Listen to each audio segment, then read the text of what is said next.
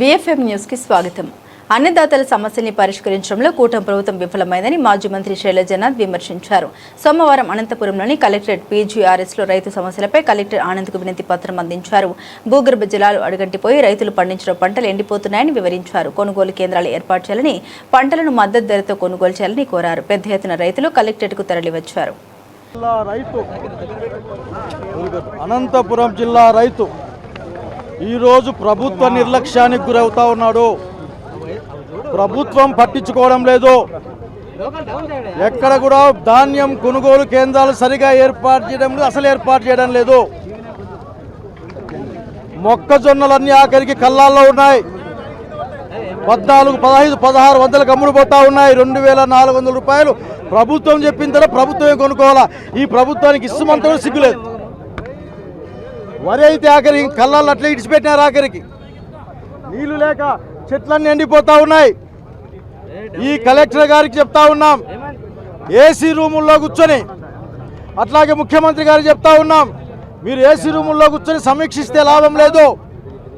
అమరావతికి మీరు 100,000 కోట్లు నీళ్ళు ఎత్తిపోసి దానికి ఖర్చు పెడతా ఉన్నారు. రైతాంగం వ్యవసాయం చావు బతుకుల్లో ఉంది. ఈ రోజున ఇక్కడ మీరు దయచేసి తక్షణం డబ్బులు ఇవ్వండి, మాకు నీళ్ళు ఇవ్వండి, మేము పండించిన పంటను మీరు కొనుగోలు చేయండి. మీరు చెప్పిన రేట్లకే, ఒక్క పైసా ఎక్కువద్దు. ఒకప్పుడు అనంతపురం జిల్లాలో అన్ని చోట్ల వేరుశెనగ ఉండేది. ఈరోజు వేరుశెనగ కనపడకుండా పోయింది. మీరు చెప్తేనే మా వాళ్ళు మొక్కజొన్న వేశారు.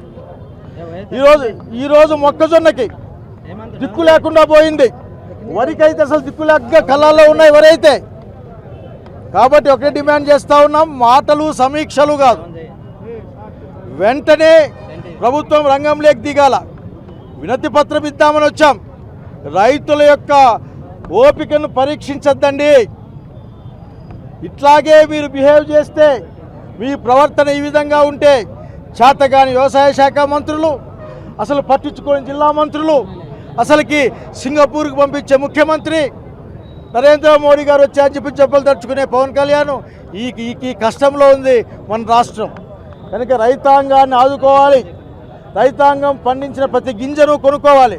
లేకపోతే మొత్తం పంట తెచ్చి అధికారుల ఇండ్ల ముందు, ఆఫీసుల ముందు పెట్టి కొనుక్కోమని వేడుకుంటాం. తెచ్చి కొనుక్కోమని వేడుకుంటాం. ఎందుకంటే రైతులం కదా, మాకు అంతకంటే శక్తి లేదు. కానీ ఓపిక నశించిన రోజున మాత్రం నేను ఒక మాట చెప్తాను, రైతుల పక్షాన జాగ్రత్త. ఇంత ఓపికని మీరు ఎక్స్పెక్ట్ చేయలేరు. తక్షణం మీరు ఏసీ రూముల్లో నుంచి బయటికి రండి, కళ్ళాలు లేకపోండి, ఎండిపోయే చెట్ల దగ్గర పోండి. ఏదో ఊర్లోకి పోయి అక్కడ పనిచేయని ఆఫీసర్లతో మీరు మాట్లాడే లాభం లేదు. కనుక ఈ రోజున ఇంతమంది వచ్చింది చెప్పిపోదామని. వినండి, వింటే ఈ ప్రభుత్వానికి మంచిది, అధికారులకు మంచిది. లేకపోతే జరగబోయే ప్రతి పనికి, ప్రతి పర్యవసనానికి ఈ ప్రభుత్వమే బాధ్యత వహించాల్సిన విషయాన్ని గుర్తు చేస్తూ వెంటనే కొనుగోలు కేంద్రాలు ఏర్పాటు చేసి ప్రతి గింజను కొనుక్కోవాలి. రక్షక నీటి తరులకు డబ్బులు ఇవ్వాలి. ట్యాంకర్లు నీళ్ళు దొరుకుంటా ఉన్నారు. ప్రతి ఒక్కరిని హార్టికల్చర్ని కాపాడుకోవాలి. ఊరికినే మీటింగ్లు పెట్టుకొని హార్టికల్చర్ హబ్బు చేస్తాం, లేకుంటే అసలు విపరీతంగా కాయలు కాస్తున్నాయి. ఇటువంటి సొల్లు మాటలొద్దు. ఆ సొల్లు మాటలు మాకు అవసరం లే. రేపు పొద్దున ఏం చేస్తారో చెప్పాల్సిన అవసరం ఉంది. కలెక్టర్ గారిని కలుస్తాం, మాట్లాడతాం.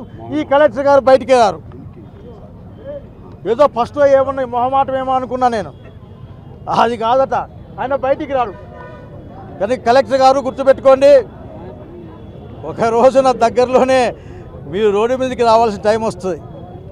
వచ్చే పరిస్థితిని జగన్మోహన్ నాయకత్వాన వైఎస్ఆర్ కాంగ్రెస్ పార్టీ చేస్తుంది రైతుల పక్షాన. చివరికంటూ కూడా పోరాడడానికి సిద్ధంగా ఉన్నాం. ఇది శాంపుల్ మాత్రమే. ఈరోజు శాంపుల్ మాత్రమే. ఈ శాంపుల్ చూసుకోండి. మీరు దయచేసి అధికారులు కదలాలా. సోళ్ళు మాట్లాడి, తక్కువ మాటలు మాట్లాడి మమ్మల్ని మోసం చేయొద్దండి. మీరు రండి, మా వాళ్ళని పంపిస్తా, మా నాయకుల్ని పంపిస్తా, మా కార్యకర్తలు పంపిస్తా, ప్రతి గింజ కొలిపిస్తా, కొనుక్కొని డబ్బులు ఇమ్మని డిమాండ్ చేస్తూ ఉన్నాం. రైతుని ఆదుకోమని, రైతును కాపాడుకోమని, తద్వారా వ్యవసాయాన్ని కాపాడుకోమని జిల్లా అధికార యంత్రాంగాన్ని చెప్తా ఉన్నాం. రైతునే కాపాడుకోలేని మీ ప్రభుత్వం అంటూ ఉంటే, మీ అధికారులు ఉంటే, రైతును పట్టించుకునే అధికారం మీ దగ్గర ఉంటే మీ అధికారాలు వేస్ట్ అన్న సంగతి కూడా మీరు గుర్తుపెట్టుకొని కోరుకుంటూ, రైతు అధైర్యపడాల్సిన అవసరం లేదు.